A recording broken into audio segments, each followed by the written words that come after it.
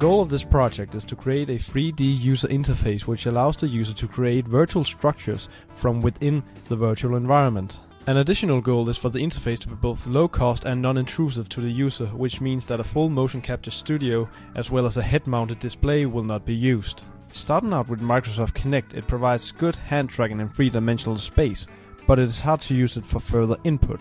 Also, the motion capture capabilities of the Kinect does not allow for proper navigation of the virtual environment while still providing good hand tracking.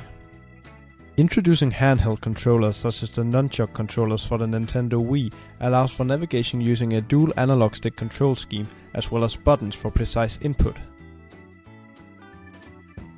Navigating the virtual environment utilizes a dual analog stick control scheme and gaze-directed steering.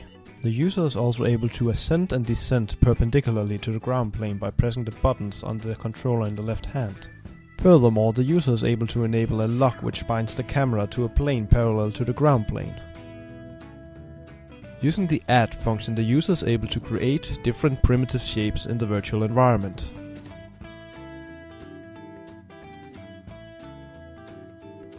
The shapes in the environment can then be selected either by pointing or by a box selection. The user is then able to duplicate, translate, scale, rotate or delete selected shapes.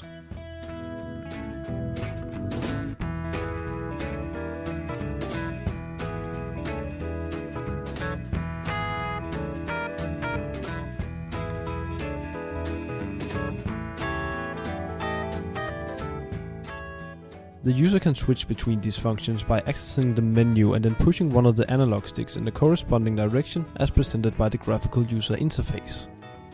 The interface is tested 3 times throughout its development. First, the usability of the navigation control scheme is tested by having the user fly through a course of rings, after which they fill out a questionnaire. The test results suggest that the navigation control scheme is easy to both learn and use. However, people with no prior experience with the dual analog stick control scheme might find it more difficult to learn.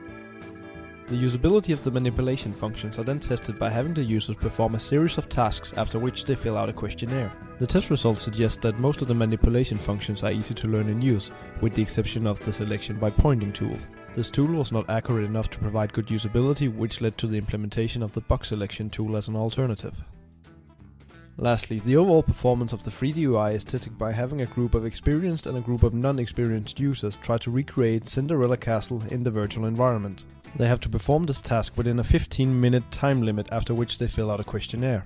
The answers from the questionnaire suggest that the 3D UI as a whole is both effective and satisfying for the task. All of the test subjects were satisfied with their work. However, some of the manipulation functions were critiqued for not being precise enough, and the application as a whole lacked proper depth illustration. The interface was overall well received. Especially navigating using analog sticks as opposed to motion controls worked well.